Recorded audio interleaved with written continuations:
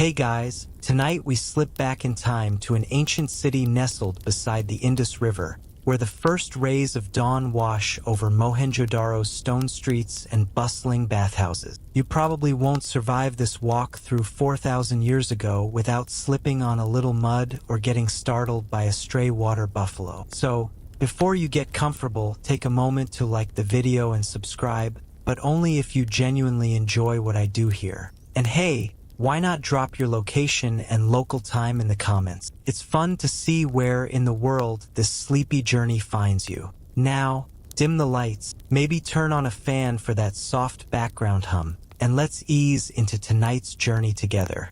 You awaken near the Indus, the cool morning air brushing your face like a gentle whisper. Your eyes open slowly to the soft, diffused light filtering through the tall reeds swaying on the riverbank. The scent of damp earth and fresh water mingles with faint hints of wood smoke drifting from distant hearths. It's early, and the city around you has not yet fully stirred. Yet the hum of life is already present, subtle and inviting. The ground beneath you feels firm but slightly chilled from the night's passing. Somewhere nearby, the river's current laps softly against smooth stones, a constant lullaby that's been playing for millennia. You breathe it in deeply, the fresh, mineral-tinged air, mixed with faint traces of flowering shrubs and herbs grown in household gardens. A flock of small birds chirps low and sweet, settling into their morning rituals just as you settle into yours. As you rise, your feet touch the worn mud-brick path, still moist from dew and the river's mist. You notice a stray cat slinking past, its paws silent on the stone,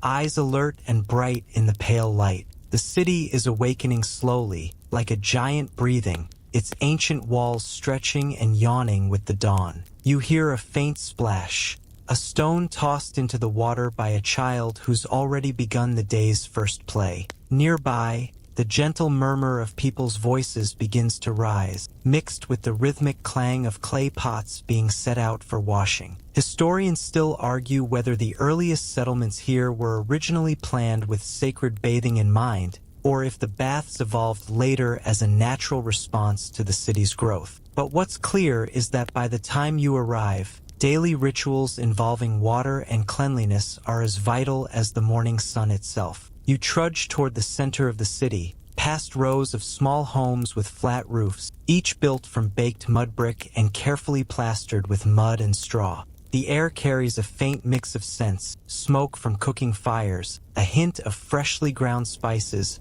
and something unmistakably aquatic, the promise of clean water to wash away the night's dust and worries. There's a quiet rhythm to the awakening city. Men moving purposefully toward workshops, women beginning to prepare food, children chasing each other between houses, their laughter tinkling through the alleys. But your focus is drawn forward by the distant sound of flowing water, steady and reassuring, like a heartbeat beneath the city's skin. You follow that sound, footsteps soft and steady, until it leads you to a structure unlike any other, the Great Bath. Rising before you, its massive rectangular basin is framed by wide stone steps, smooth and worn from countless feet over countless years. The bath's depth disappears into a clear, still pool, reflecting the early light like a mirror. Surrounding it are low walls, carved with delicate channels to drain excess water away gently, and small niches where fragrant oils and brushes rest, waiting to be used. You pause, taking in the serene space, the perfect geometry of this ancient pool that's as much a temple as a bathhouse. The air here smells fresher,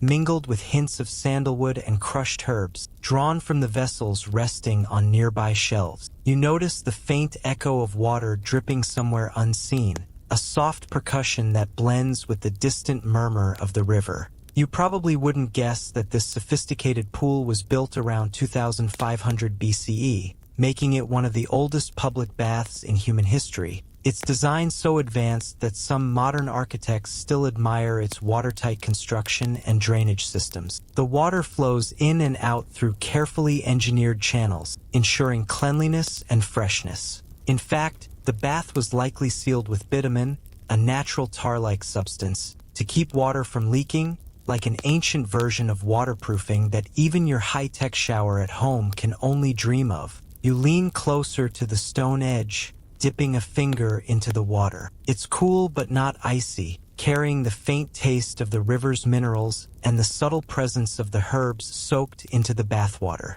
The smooth stones underfoot feel reassuring and familiar, worn smooth by generations of bathers. You breathe in the calm of this place and let the day's worries begin to melt. Nearby, a group of early risers gathers quietly on the steps, their voices low and respectful. They move with a ritualistic grace, signaling that this isn't just about washing off dirt, it's about preparing the spirit for the day ahead. One older woman passes a small bundle of leaves to a younger man, who crushes them gently before adding them to a bowl of water, releasing a soft fragrance that curls through the air like a calming sigh. Some scholars still debate whether the Great Bath served strictly hygienic or religious purposes, or perhaps a mix of both. The water here might have symbolized purity and renewal, cleansing more than just the body but also the soul. You can feel that here, in the delicate balance of stone,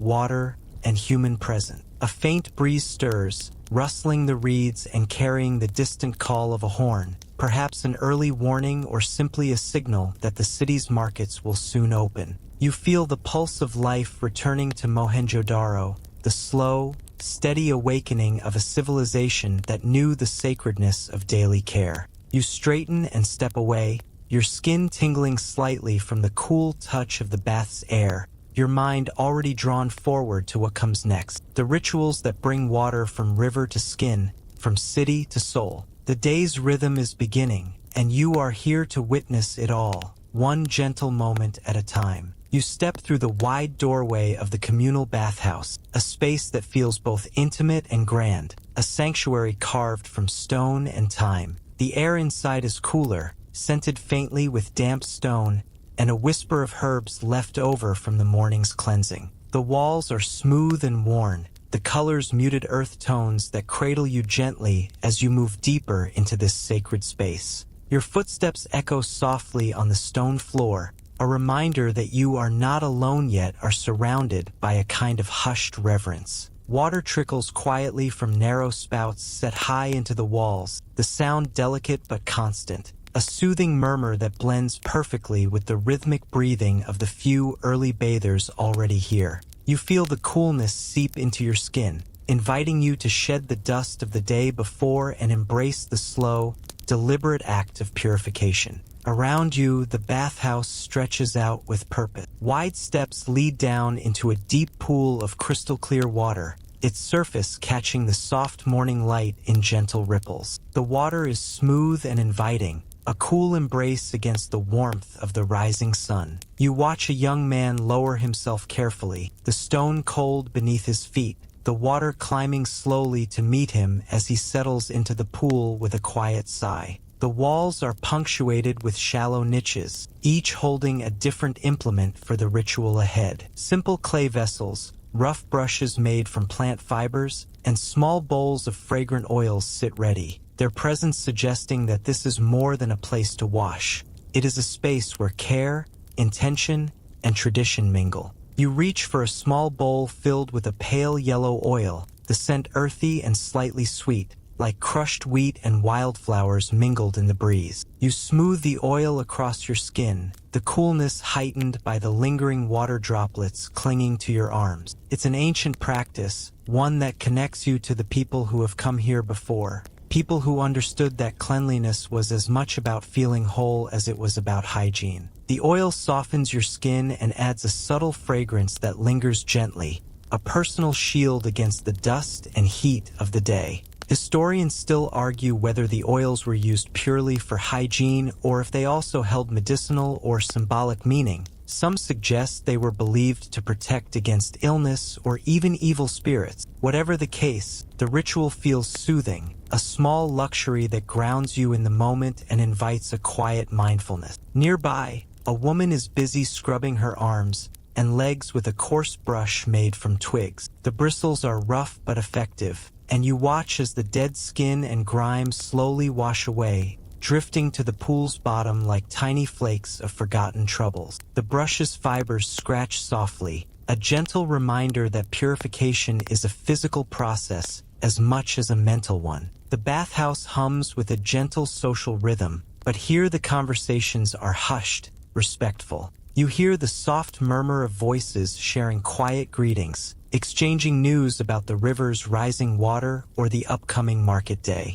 It's a place where the community's pulse can be felt beneath the surface, a shared heartbeat in this city of stone and water. One curious detail catches your eye: a small pile of crushed seeds and herbs set carefully near the basin. You lean closer and inhale the faint, spicy aroma: coriander, mustard, and something sharper, like turmeric. You learn that these natural substances were sometimes added to bathwater or rubbed on the skin for their cleansing and healing properties. A little ancient pharmacy right in the heart of the bathhouse. You dip your hands into the water again, the temperature perfectly balanced, not too cold to startle, but just cool enough to awaken your senses gently. The water feels silky against your skin, its clarity revealing the smooth stones beneath, polished by centuries of use. The light catches on tiny bubbles rising to the surface as you move, creating a dance of shimmering reflections. As you lean back against the stone steps, the sounds of the city drift in faintly, the clatter of pottery being loaded onto carts, the distant call of vendors setting up their stalls. You are here,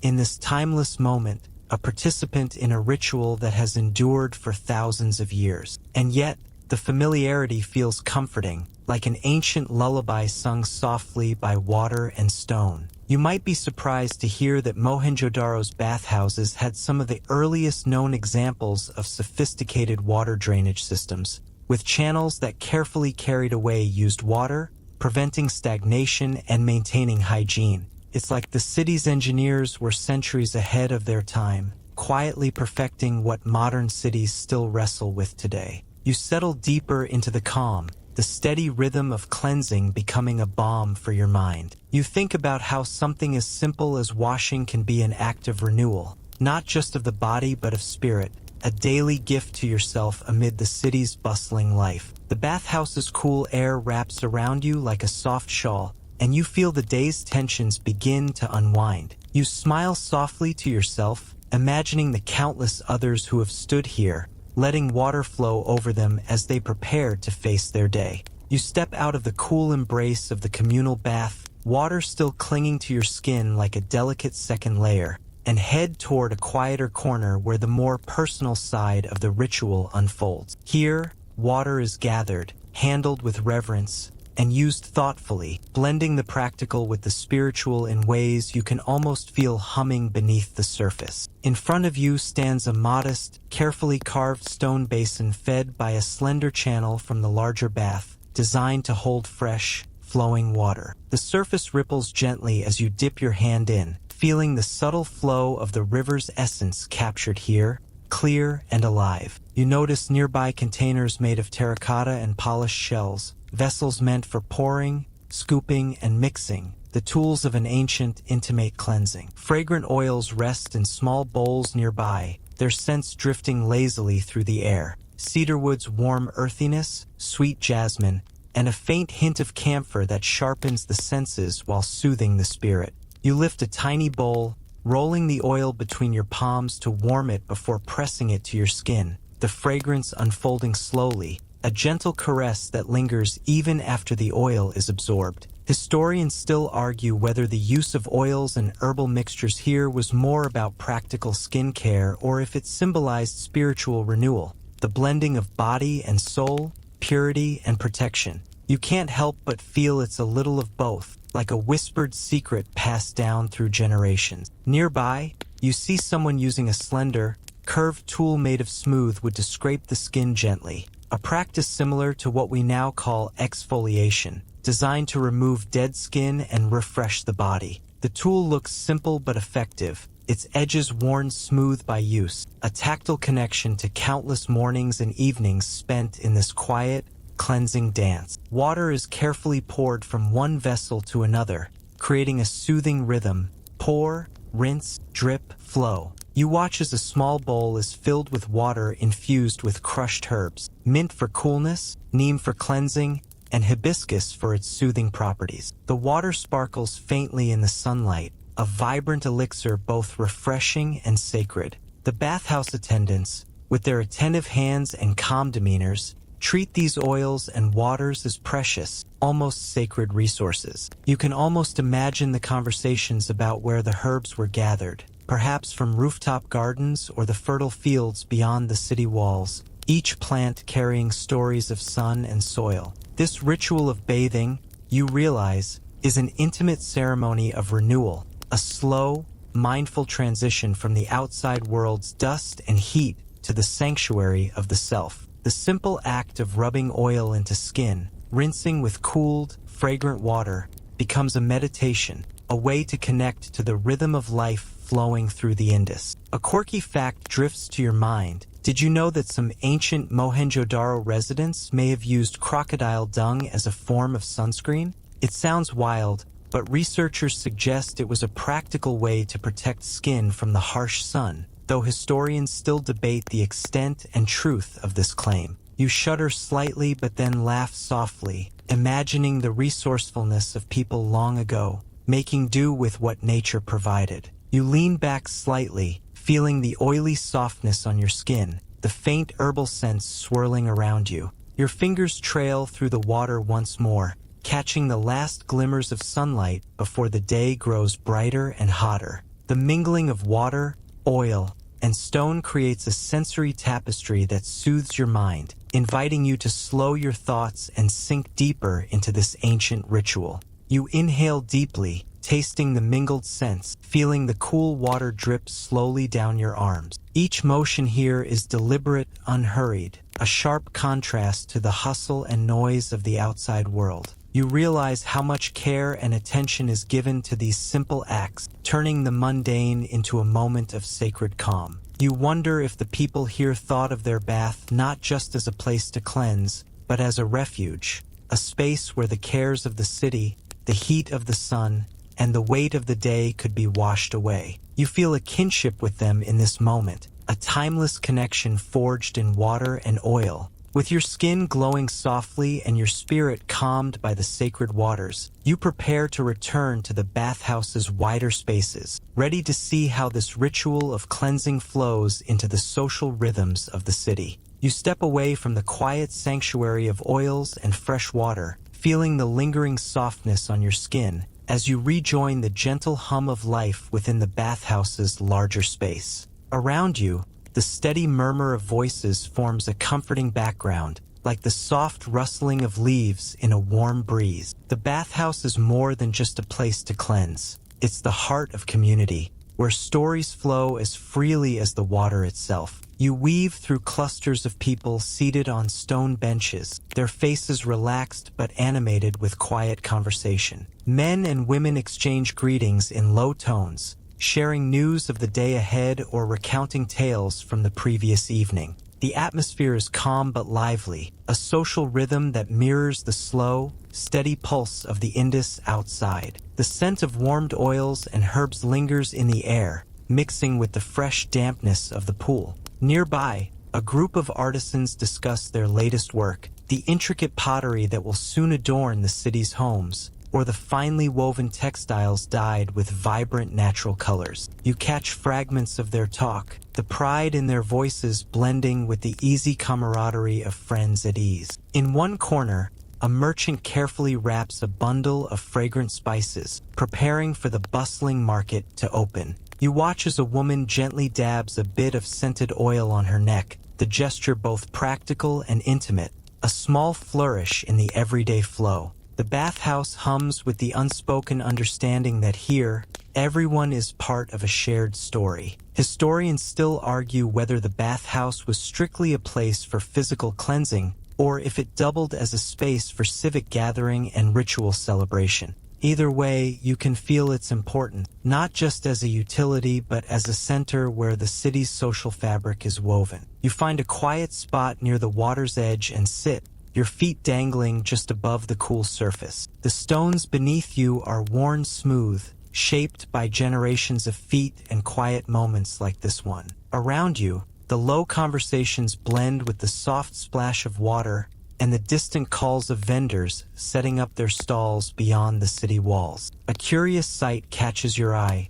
A young boy balances carefully on the edge of the pool, his laughter bubbling up softly before he slips into the water with a splash that ripples across the surface. Nearby, an older man watches with a smile, his eyes twinkling as he shakes his head affectionately. It's a small scene of everyday life, timeless and familiar. You lean back and let your senses drift with the sounds and smells, the warm earthiness of sandalwood, the bright freshness of mint, the faint tang of river water mingling with the city's dust. The social flow of the bathhouse feels like a quiet river itself, steady and comforting, carrying the city's spirit forward. You recall a quirky tidbit. Some bathhouses may have been places where people exchanged not just gossip but also small goods, ideas, even news from distant cities. In a way, these baths were ancient social networks, hubs of connection long before the internet made it fashionable. It's easy to imagine whispered secrets and shy glances shared between those who met here daily. As the morning deepens,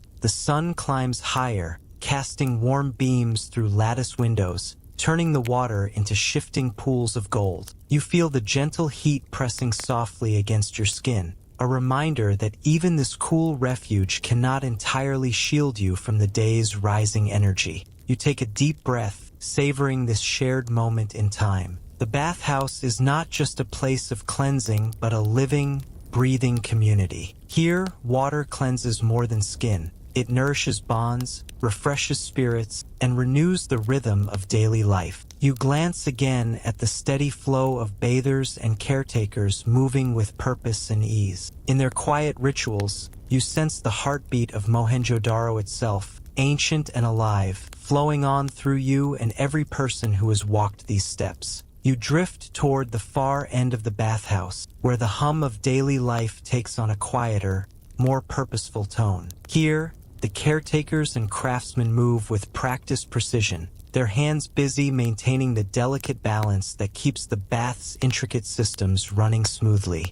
You watch them work, marveling at the skill and care that this ancient society devoted to something as seemingly simple as water flow and cleanliness. A man crouches by a stone channel, his fingers tracing the smooth edges as he clears away tiny bits of debris. A leaf here, a stray twig there. The water bubbles gently as it courses through the drainage system, an impressive feat of engineering for a city so long ago. You feel a thrill knowing that the people here mastered techniques that many modern cities still struggle to perfect. Efficient drainage, fresh water supply, and waste removal all woven into the very fabric of their homes and public spaces. Nearby, a woman tends to the oils and brushes laid out on a stone shelf. She picks up a fragrant sprig of rosemary, crushing it between her fingers before placing it into a small clay bowl. The scent is sharp and invigorating, blending with the softer aromas of jasmine and sandalwood lingering in the air.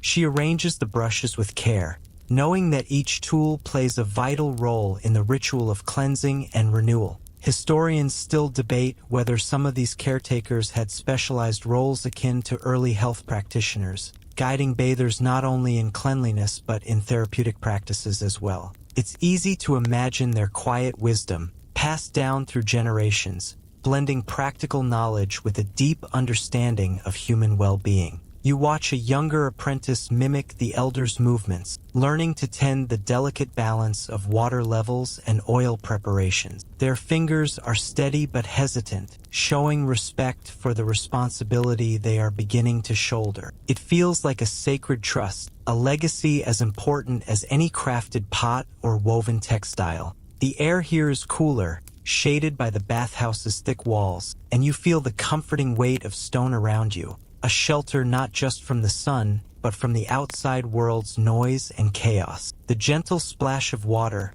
the quiet murmur of voices between caretakers, and the faint scent of crushed herbs combine into a soothing symphony. You lean against a pillar, feeling the coolness seep through your clothes, your mind wandering to the countless hands that have cared for this bathhouse over the centuries, each one contributing, in their small way, to the city's health and happiness. A quirky detail floats into your thoughts, a report that some Mohenjo-Daro inhabitants may have used plant-based mixtures as early antiseptics, perhaps rubbing crushed neem leaves on wounds or using herbal steam baths for respiratory relief. Whether myth or fact, historians still debate the extent of these early medicinal practices, but the idea fits well with the careful attentiveness you see here. You watch as the caretaker dips a brush into a bowl of oil, then gently massages it into the worn stone steps, not just to maintain cleanliness, but to preserve the bath's very essence.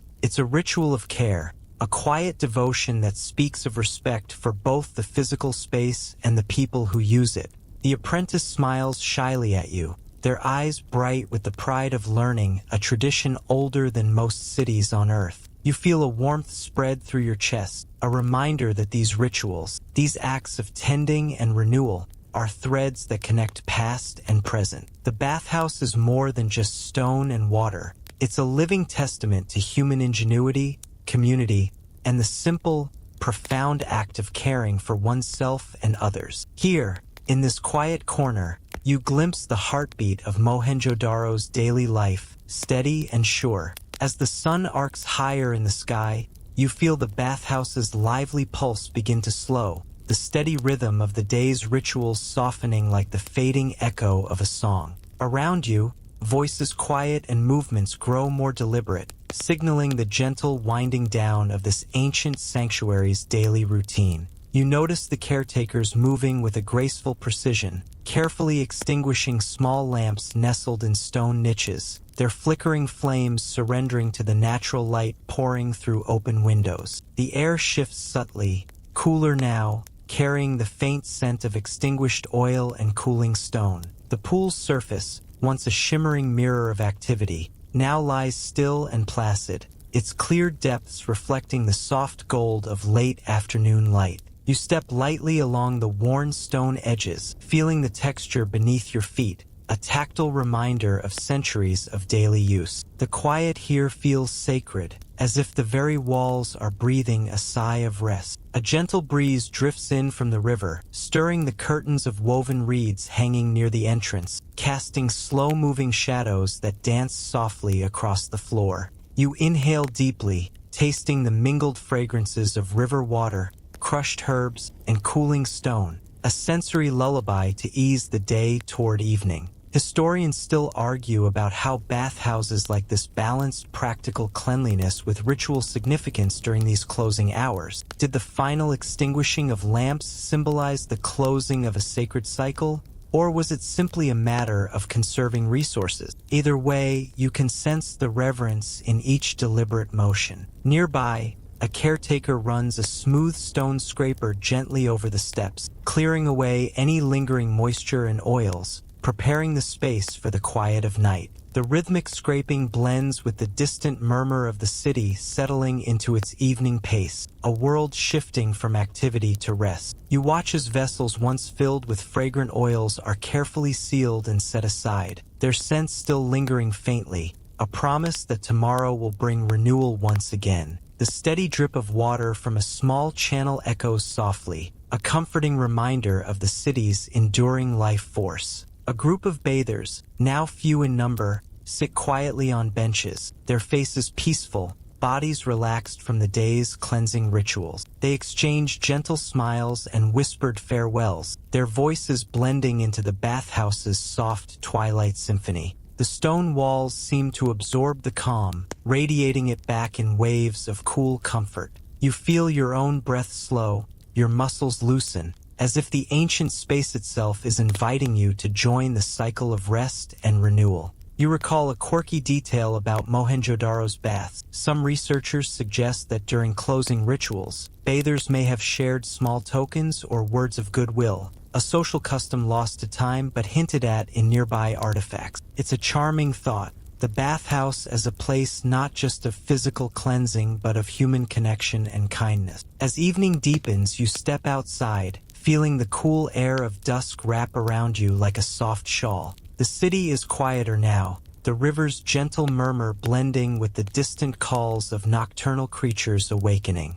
You take one last look back at the Great Bath, its stone surface darkening, shadows pooling at its edges. It stands ready to rest, just as you do, holding the stories of countless dawns and dusks within its ancient walls. You find yourself beside the riverbank once more, the day's warmth fading into a gentle, cool evening. The Indus flows steadily, its surface catching the last glimmers of twilight as the sky deepens from soft pink to a velvety indigo. The air is filled with the soothing chorus of crickets and distant frogs, their calls weaving a calming melody that seems to ripple across the water. You settle on a smooth stone, the coolness grounding you as a soft breeze brushes through the reeds and low trees lining the bank. The faint scent of river mud mingles with delicate wildflowers, a gentle reminder of the city's natural heartbeat beyond its stone walls. Around you, the distant murmur of Mohenjo-Daro fades into peaceful quiet,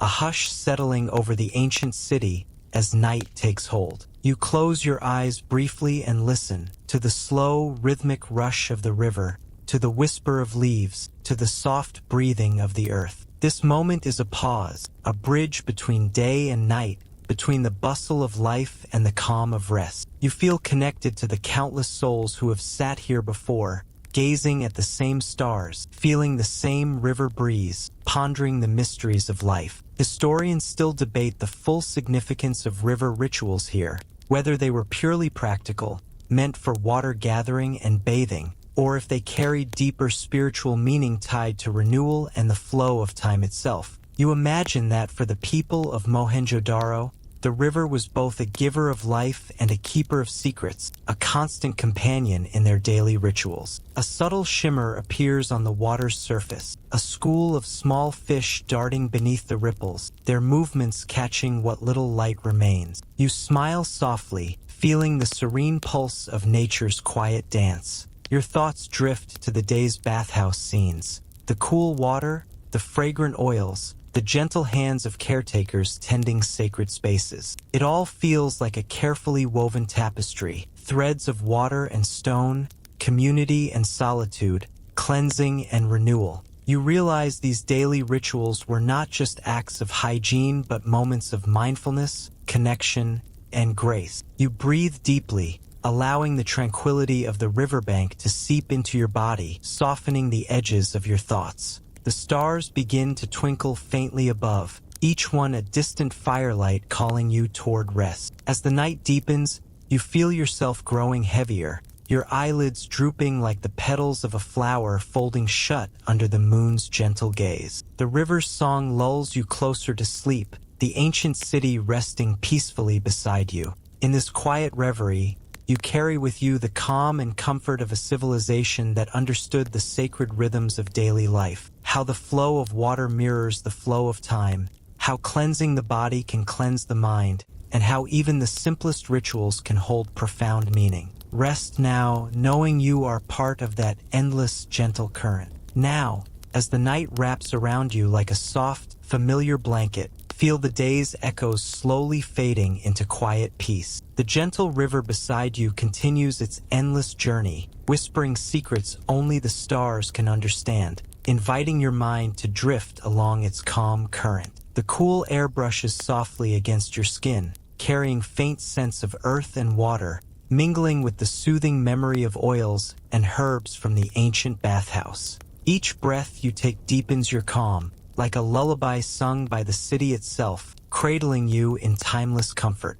Imagine the worn stones beneath your feet, smoothed by countless footsteps, grounding you in a rhythm as steady as the flow of the industry. The soft murmur of water, the quiet murmur of a community long past, yet ever present in this sacred space, blends seamlessly with the slow beating of your heart. You feel connected across centuries, across time, to those who found renewal here through cleansing rituals both simple and profound. Let your thoughts soften and slow, like the final ripples on the river's surface at dusk. There is no rush, no urgency, only the gentle unfolding of night, the steady embrace of rest. The mysteries of Mohenjo-Daro, its daily rituals and sacred waters, remain with you now, tender and quietly glowing in the recesses of your mind. As you settle deeper into this moment, let your body relax fully, surrendering to the calm that has settled over the city, the river,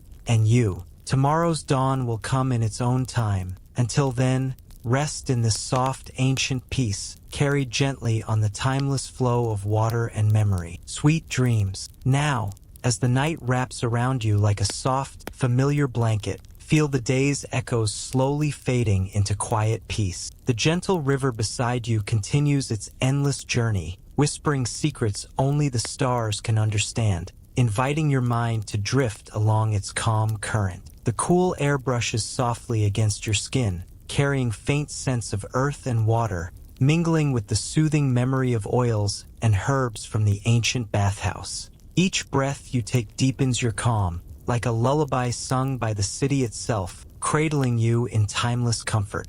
Imagine the worn stones beneath your feet, smoothed by countless footsteps, grounding you in a rhythm as steady as the flow of the industry. The soft murmur of water, the quiet murmur of a community long past, yet ever present in this sacred space, blends seamlessly with the slow beating of your heart. You feel connected across centuries, across time, to those who found renewal here through cleansing rituals both simple and profound. Let your thoughts soften and slow, like the final ripples on the river's surface at dusk. There is no rush, no urgency, only the gentle unfolding of night, the steady embrace of rest. The mysteries of Mohenjo-Daro, its daily rituals and sacred waters, remain with you now, tender and quietly glowing in the recesses of your mind. As you settle deeper into this moment, let your body relax fully, surrendering to the calm that has settled over the city,